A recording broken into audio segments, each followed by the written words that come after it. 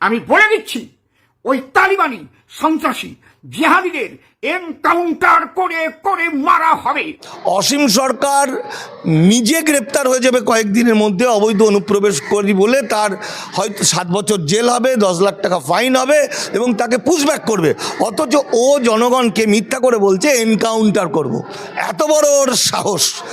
যেহেতু বাংলাদেশে প্রচুর পরিমাণে আমার ভিডিও চলে, বাংলাদেশের মানুষ আমাকে ভালোবাসে, আপনাদেরও বলছি, যে সমস্ত বাংলাদেশ থেকে আমার ঠিকানায় আমার হোয়াটসঅ্যাপে আপনারা ডকুমেন্ট পাঠান, আমরা ওদেরকে, বাঙালিকে বাঁচাতে, বাংলাকে বাঁচাতে ওই কিছু মানুষকে বলি দিতেই হবে। আমি বাঙালির হিন্দু, মুসলমান, বৌদ্ধ, খ্রিস্টান, জৈন হয় না। আমরা বাংলাকে ভালোবাসি, বাঙালিকে ভালোবাসি। দেশভাগে বলি হওয়া প্রতিটি মানুষ আমাদের কাছের প্রাণের মানুষ। তাই তাদের এই ভয়াবহ বিপদের দিনে আমরা তাদের জন্য লড়াই করব, তাদেরকে বাঁচানোর জন্য লড়াই করব। 2026 সালে ক্ষমতায় এলে জিহাদিদের ঝুলিয়ে মারা হবে, এনকাউন্টার করে মারা হবে, এরকম কিন্তু কথা আমরা বারবারই শুনছি। এবার অসীম সরকার বলছেন যে 2026 সালে বিজেপি যদি ক্ষমতায় আসে তাহলে নাকি যে জিহাদি মুসলিমরা আছে তাদের নাকি এনকাউন্টার করে মারা হবে। কি বলবেন? হ্যাঁ, কবিয়াল অসীম সরকার বিজেপির যে বিধায়ক, এই কয়েকদিন ধরে তার একটা ভিডিও ব্যাপক পরিমাণে ভাইরাল হয়েছে। তিনি জেহাদি, সন্ত্রাসবাদী ইত্যাদি নানা রকম বলছেন। আসলে বলার মধ্যে দিয়ে ওনার যে ইঙ্গিত, সেই ইঙ্গিতটা ও মুসলমানদের বোঝাতে চাইছে। এবার মুসলমানদেরও তো ভোট লাগবে বিজেপির, ফলে ওরা কায়দা করে কথাটা বলছে। একদিকে বলছে সনাতনী হিন্দুদের বাঁচাতে জিহাদি, সন্ত্রাসবাদী ইত্যাদি ইত্যাদি বলে বলে এদেরকে ক্ষমতায় এলে, 2026 সালে ক্ষমতায় এলে তাদেরকে আমরা এনকাউন্টার করে মারবো। মানে অ্যাকচুয়াল অশিক্ষিত অসীম সরকার এনকাউন্টার মানেটাও জানে না ক্লিয়ারলি, কিন্তু এটা প্রচার পাওয়ার জন্য একটা ব্যাপক পরিমাণে ভাইরাল হয়েছে ওটা, এবং এরকম একটা মারাত্মক কথা বলেছে এবং তার জন্য সে অনুতপ্ত নয়। এখন ঘটনা হচ্ছে, কে বলছে কথাটা? কবিয়াল অসীম সরকার বলছে। এই অসীম সরকার হয়তো আজ 2026-এর অনেক আগেই গ্রেপ্তার হয়ে যাবে। তার কারণ হচ্ছে অসীম সরকার বাংলাদেশি অনুপ্রবেশকারী। বাংলাদেশের গোপালগঞ্জ থেকে 18 কিলোমিটার দূরে সাতপাড় পশ্চিমপাড়ায় তার বাড়ি, এবং সাতপাড় দীননাথ বয়ালি স্কুল থেকে 1976 কি 78 সালে তিনি ক্লাস 8 পর্যন্ত পড়েছিলেন। এবার ওখান থেকে তিনি, ওটা হলো 76, তখন 8 পর্যন্তই ওনার বিদ্যে বুদ্ধির দৌড়। এবার উনি 71-এর পর, মুক্তিযুদ্ধের পর ওর বাবার সঙ্গে ভারতে এসছিল, মুক্তিযুদ্ধের সময় আবার ফিরে যায়। এখন ঘটনা, তার মাঝে ও মাঝে মধ্যেই আসতো, কারণ ও খঞ্জনি বাজাতো খুব ভালো। আমাদের নদিয়া জেলার বিভিন্ন জায়গা এবং বগুলা টগুলা অঞ্চলে ওখানকার মানুষদের যেটা বক্তব্য, সেটা হচ্ছে ও খুব ভালো কেঁদে কেঁদে খঞ্জনি বাজাতে পারত, এবং প্রত্যেক বছরই সে ভারতবর্ষে আসছে। সে খুব বড় শিল্পী। 1976 সালে অবৈধভাবে যেভাবে কাঁটাতার পেরিয়ে আসে সেইভাবেই সে এসে প্রথমে বনগাঁ রেল লাইনের ধারে ঝুবড়িতে থাকতো, ট্রেনে ভিক্ষা করত। ওর সঙ্গে হিটলারের একটা অদ্ভুত মিল আছে, যেটা হলো হিটলার বেসিক্যালি একজন ড্রেন পরিষ্কার করতো বা রাস্তা পরিষ্কার করা লোক। কিন্তু হিটলার খুব ভালো শিল্পী ছিলেন, ছবি আঁকতেন। সেই হিটলার পরবর্তী সময় বিশ্বের অন্যতম ত্রাস হয়ে গেছিল এবং 60 লোককে ইহুদিকে হত্যা করেছিল। অসীম সরকার ভিক্ষা করতেন এবং গান গেয়ে ভিক্ষা করতেন এবং ঝুবড়িতে থাকতেন, রেলের কষ্টের মধ্যে জীবন। পরবর্তী সময় উনি খুব ভালো শিল্পী হয়ে ওঠেন, অত্যন্ত বড় শিল্পী। যে উদ্বাস্তু যারা আছে সারা ভারতবর্ষের 18টা রাজ্যে, যারা তাদের বেশিরভাগ মানুষই অবৈধভাবেই ভারতবর্ষে এসেছিলেন, কারণ তখন বাম আমলে এইভাবেই ভোটের জন্য আনা হতো। এই মানুষগুলো সারা ভারতের, সেই আন্দামানি বলুন, উত্তরপ্রদেশই বলুন, মধ্যপ্রদেশই বলুন, ছত্তিশগড়ই বলুন, তেলেঙ্গানায় বলুন, সমস্ত জায়গার উদ্বাস্তু বাঙালিরা কিন্তু অসীম সরকারকে খুব ভালোবাসে অ্যাজ এ শিল্পী বলে। এবার এই অসীম সরকার যখন এনআরসি শুরু হয় আসামে, তখন এনআরসির বিরুদ্ধে ছিলেন, সিএর বিরুদ্ধে ছিলেন, এবং সিএ প্রচার হওয়ার যখন আইন হয় তার আগে থেকে ও বলছে সিএতে একজনও নাগরিকত্ব পাবে না, এবং এনআরসি বিরোধী আন্দোলনে উনি ছিলেন। পরবর্তী সময় অসীম সরকার বিজেপির ভোটে দাঁড়ায় এবং এমএলএ হয়ে যায়। এমএলএ হয়ে যাওয়ার পর অসীম সরকার ভারতবর্ষের হিন্দু রাষ্ট্র যে ভাবনা তার অন্যতম মডেল এবং অত্যন্ত পাওয়ারফুল।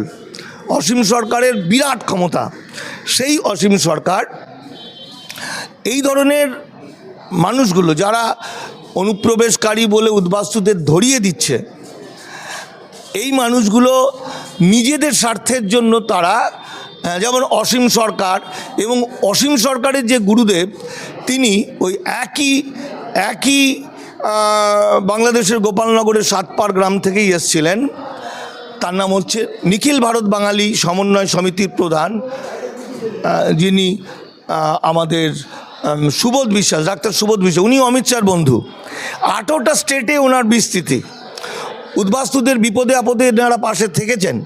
ফলে বিজেপি ওদেরকে কাজে লাগিয়ে 18টা স্টেটের হিন্দু উদ্বাস্তুদের নাগরিকত্ব দেবে বলে ভোটগুলো নিয়েছে। ভোট নেওয়ার পরে এখন প্রমাণিত হয়ে গেছে যে সিএ 2019 একজনকেও নাগরিকত্ব দেবে না। ওটা নাগরিকত্বের আইন নয়, ওটা ধরার আইন, মানে বৈধ বিদেশি আর অবৈধ অনুপ্রবেশকারী চিহ্নিত করার আইন। ব্যক্তিগতভাবে আমার বহুবার অসীমকে বলেছি, আলোচনা করেছি, সুবোধকে বলেছি, সব ডকুমেন্ট দিয়েছি, কিন্তু ওরা কিছুতেই সাধারণ মানুষকে বাঁচাবে না। বাধ্য হয়ে আমরা অসীম সরকারকে ইল্লিগাল মাইগ্রেন্ট বলে কলকাতা হাইকোর্টে মামলার ব্যবস্থা করেছি। সুবোধ বিশ্বাস তাকে অবৈধ অনুপ্রবেশ, সুবোধ বিশ্বাস এসছে 79 সালে, তারও ডাটা চলে এসছে। স্বপন মজুমদার ইল্লিগাল মাইগ্রেন্ট, উনি ওই 89 সাল নাগাদ এসছেন। জগন্নাথ সরকার 68-70 এসছেন, উনি এমপি। এই অবৈধ অনুপ্রবেশকারীরা ভারতবর্ষের সিপিএম, তৃণমূল, কংগ্রেস, বিজেপি সব কিছুর মধ্যে আছে এবং এরা ভারতটাকে পুরো ক্যাপচার করে নিয়েছে। অ্যাকচুয়াল এরা নিজেরা জানে ওরা অসৎ, ওরা নোংরা, ওরা অবৈধ পথে এসছে। ফলে ওদের মধ্যে যে রাজনৈতিক নেতারা ওদেরকে ক্যাশ করেছে যে তোরা যদি এইটা না করিস ধরে দেবো। বিজেপি বলছে তুই অসীম সরকার যদি তুই এইটা বলিস তাহলে তোকে আমরা ইল্লিগাল বলে ধরবো। আমরা সেই জন্য কী করছি, হিন্দু উদ্বাস্তু মানে দেশভাগে বলি হওয়া মানুষরা 5 কোটির বেশি, তাদেরকে রক্ষা করতে গেলে প্রথমেই আমাদের এই ধরনের অনুপ্রবেশকারীদের গ্রেপ্তার ধরিয়ে দিতে হবে কত গরিব মানুষকে বাঁচানোর জন্য। আমার একটা মামলা হাইকোর্টে জমা হয়েছে, যারা নাগরিক নয়, যাদের সিটিজেনশিপ নেই, তারা যেন ভোটে দাঁড়াতে না পারে। সে মামলাটা আপনারা জানেন। আর এই মামলাটা আমি করছি না, আমাদেরই কিছু ছেলে, আমি নাম বলছি না, তারা 4-5 জনের নামে মামলা করছে, এদেরকে আগে ধরিয়ে দেওয়া হচ্ছে। এখন ঘটনা হচ্ছে এই মুহূর্তে ভারতবর্ষে একটি ভয়াবহ আইন তৈরি হয়েছে। এই যে 1952 বা 50 সালের পরে যারা এসেছিল অবৈধভাবে, মানে বাধ্য হয়ে এসেছিল, এই মানুষগুলোকে বন্ডেড লেবার বানানোর জন্য ভারত সরকার একটা আইন করেছে। এই যে ট্রাম্প যেমন করেছে সেরকম এখানে আইনটার নাম হচ্ছে ইমিগ্রেশন অ্যান্ড ফরেনার্স অ্যাক্ট, যেখানে বলছে ওই সময় যারা এসেছিল 7 লক্ষ টাকা ফাইন, 10 লক্ষ টাকা পর্যন্ত ফাইন এবং 7 লাখ টাকা 7 বছর জেল।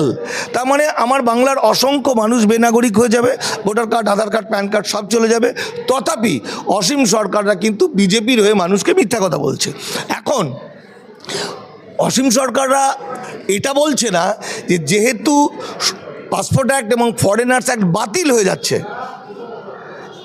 1920 সালের পাসপোর্ট অ্যাক্ট, 1946 সালের ফরেনার্স অ্যাক্ট, 1939 সালের ফরেনার্স রেজিস্ট্রেশন, 2000 সালের ইমিগ্রেশন অ্যাক্ট, এগুলো সব বাতিল হয়ে ইমিগ্রেশন অ্যাক্ট আসছে। যেই ইমিগ্রেশন অ্যাক্ট আসছে তার মানে সিএ 2019-এর আর কোনো মূল্য নেই। এই যে নাগরিকত্ব দেবো ফলস, এটা এমনিতেও ফলস, অমনিতেও। এই যে জোর করে তুই নাগরিকত্বের জন্য আবেদন কর, নাহলে মারবো, নাহলে ফাঁসাবো, পুলিশ দিয়ে ভয় দেখানো, ওই আইনটা উঠে যাচ্ছে। অর্থাৎ ওখানে লেখা আছে সিএ 2019-এ যারা 2014 31শে ডিসেম্বরের আগে পাসপোর্ট অ্যাক্ট বা ফরেন অ্যাক্টে ছাড় পেয়েছে, তো ছাড় তো কেউ পায়নি, ছাড় চায়নি, ওরা মিথ্যা করে বলতো ছাড় পেয়েছে, কিন্তু এই ইমিগ্রেশন অ্যাক্টে ওই আইন দুটোই উঠে যাচ্ছে। তার মানে আর পাসপোর্ট অ্যাক্ট ফরেন অ্যাক্টে ছাড়ের কোনো সুযোগ নেই। ফলে অসীম সরকার নিজে গ্রেপ্তার হয়ে যাবে কয়েকদিনের মধ্যে অবৈধ অনুপ্রবেশ করি বলে, তার হয়তো 7 বছর জেল হবে, 10 লাখ টাকা ফাইন হবে এবং তাকে পুশব্যাক করবে। অথচ ও জনগণকে মিথ্যা করে বলছে এনকাউন্টার করব। এত বড় ওর সাহস, মানে ভাবতেও হাসি লাগে। এখন ঘটনা হচ্ছে 2-3 দিন আগে ওর একটা ভিডিও ভাইরাল হয়েছে, সেখানে বলছে আমি মানিক ফকির, আমি নাকি, আমার একটা ভিডিও দিয়েছে, আমি বারুণী মেলা মতুয়াদের সবচেয়ে গুরুত্বপূর্ণ এবং বিখ্যাত মেলা বারুণী মেলাকে আমি অপমান করেছি, হরিচাঁদ গুরুচাঁদ ঠাকুরকে অপমান করেছি বলে ওর ভিডিওটা ভাইরাল হয়েছে। ওটা কেন করেছে? ওটা ও করেছে তার কারণ আমার যে গবেষণা, তার যে লেখা, তার যে আন্দোলন আজকে সারা ভারতের উদ্বাস্তুরা জেনে গেছে এবং বিভিন্ন জায়গায় উদ্বাস্তু নেতারা প্রশ্ন করছে, তারা বিজেপিকে বলতে পারছে না, অসীম সরকারকে প্রশ্ন করছে, ওরা উত্তর দিতে পারছে না, ওর ঘুম বন্ধ হয়ে গেছে। দেখবেন যখন বলছে এনকাউন্টার করি ওইগুলো কালুই হয়ে গেছে ভয়ে, আতঙ্কে, মানে ও আর ঘুমোতে পারছে না। ইতিমধ্যে বিহার, রাজস্থান, উড়িষ্যা, ছত্তিশগড়, মালকানগিরি ইত্যাদি বিভিন্ন জায়গা থেকে বেশ কিছু বিজেপি নেতা তারা বারুণী মেলাতে আসছে 4-5 দিনের মধ্যে, 3-4 দিনে। এবার তারা আমার সঙ্গে এসে দেখা করতে চাইছে, যে তারা বুঝে ফেলেছি মানিকদার কাছে জেনে নিয়ে আমরা বাঁচবো কী করে। এবার আমরা যাতে ওরা যাতে আমার সঙ্গে কথা না বলে বা আমার সঙ্গে আলোচনা না করে বা আমি ওদের সঙ্গে কথা না বলি, ওই জন্যে অসীম সরকার 1 বছর 1.5 বছর গত বছরের একটা ভিডিও ক্লিপিং আমার এত বড়, সেটা থেকে কেটে ও লাগিয়েছে। এই মানিক ফকির বলে দিচ্ছে বারুণী মেলার কোনো লাভ নেই, বারুণী মেলা এসে কি হবে। আসলে গল্পটা তা না, গল্পটা হচ্ছে যে আমার বক্তব্য হচ্ছে বেদ বিধির বিরুদ্ধে ছিলেন হরি গুরুচাঁদ ঠাকুর। দেশের 85% মানুষের, মূল নিবাসী মানুষকে মানুষের স্বীকৃতি দিয়েছেন তিনি। ইতিহাসে তার কথা ভুলিয়ে দেওয়া হয়েছে। তারই শিষ্য বাবা সাহেব আম্বেদকর ছিলেন, তারই শিষ্য মহাপ্রাণ যোগেন্দ্রনাথ মণ্ডল ছিলেন। আমার বক্তব্য হচ্ছে যিনি বেদবিধির বিরুদ্ধে, তাকে ভগবান বানিয়ে মন্দিরের মধ্যে ঢুকিয়ে দিয়ে হিন্দুত্ববাদী, ব্রাহ্মণ্যবাদী, মনুবাদীদের পা চেটে কুকুরের মতো পা চাঁটা আর ঘেয় অমিত শাহের ঘা হওয়া পাগুলোকে জিভ দিয়ে চাঁটা, এটা দিয়ে হরি গুরুচাঁদকে সম্মান জানানো যায় না। আমার বক্তব্য ছিল এই বারুণী মেলার কোনো মূল্য নেই। মানুষ আগুন লেগে গেছে, তখন মানুষ কি করবে? বাঁচার চেষ্টা করবে।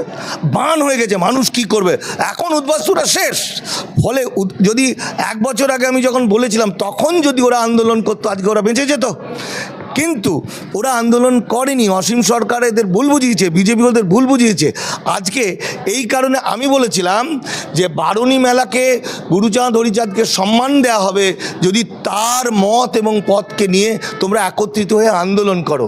সেই আন্দোলনের কথাগুলো বাদ দিয়ে শুধু ওইটুকু নিয়ে অসীম সরকার উদ্বাস্তু হিন্দুদেরকে আবার ভুল বোঝাতে চাইছে, আবার ঠকাতে চাইছে। আমরা বাঙালি, বাঙালির হিন্দু, মুসলমান, বৌদ্ধ, খ্রিস্টান, জৈন হয় না। আমরা বাংলাকে ভালোবাসি, বাঙালিকে ভালোবাসি। দেশভাগে বলি হওয়া প্রতিটি মানুষ আমাদের কাছের প্রাণের মানুষ। তাই তাদের এই ভয়াবহ বিপদের দিনে আমরা তাদের জন্য লড়াই করব, তাদেরকে বাঁচানোর জন্য লড়াই করব। যারা রাজনৈতিক ক্ষমতা নিয়ে উদ্বাস্তুদেরকে ধ্বংস করেছে, তাদেরকে আমরা ধ্বংস করব। তাদেরকে ধ্বংস করে যে সমস্ত গরিব মানুষ যে রেল লাইনের ধারে এখনও থাকে, যারা এখনও মুটেগিরি করে থাকে, যারা রিক্সা চালিয়ে খায়, যে অসংখ্য গরিব, এই গরিবদেরকে বাঁচাতে হবে।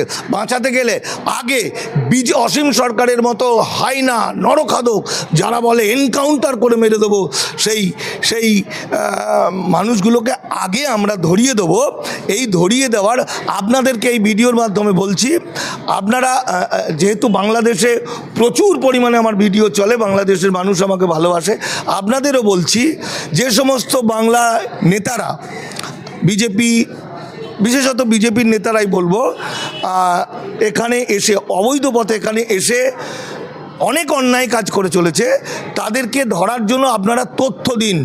বাংলাদেশ থেকে আমার ঠিকানায় আমার হোয়াটসঅ্যাপে আপনারা ডকুমেন্ট পাঠান, আমরা ওদেরকে বাঙালিকে বাঁচাতে বাংলাকে বাঁচাতে ওই কিছু মানুষকে বলি দিতেই হবে। আমি ঠাকুর বিশ্বাস করি আর না করি, মায়ের চরণে ওদের নৈবেদ্য দিতেই হবে, তবে কিন্তু বাংলা এবং বাঙালি জাগবে। আর বোকা মূর্খ মতুয়ারা যদি এখনও আমাকে শত্রু মনে করে তাতে আমার কিচ্ছু যায় আসে না। এবং ওই বারুণী মেলাতে লাখ লাখ লোক এলেও আমি 1000 বার যেতে প্রস্তুত আছি, তাদের কিচ্ছু যায় আসে না। কারণ আমার কাছে যে অস্ত্রটা আছে সেই অস্ত্রটা ভয়ঙ্কর, সেটা হলো সততা, সত্যি। তাহলে সমস্ত মিথ্যা ঢাকা পড়ে যায় সত্যির কাছে।